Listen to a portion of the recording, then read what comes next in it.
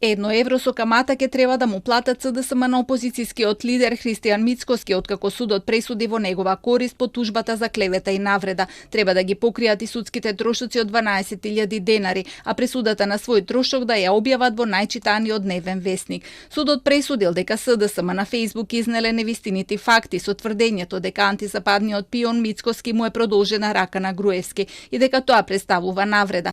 Клевета пак е тврдењето дека е пион кој се збогатил благодарение на неговиот ментор и дека во 2015-та Груевски му доделил преку неговата фирма 33.000 квадратни метри државно земјиште за изградба на хидроцентрали. Социјалдемократите не сакаа да ја коментираат одлуката на судот, а опозицијскиот лидер е задоволен.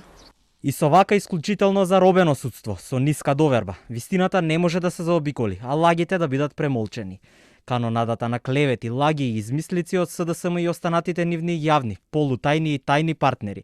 Доаѓа време да се разобличи.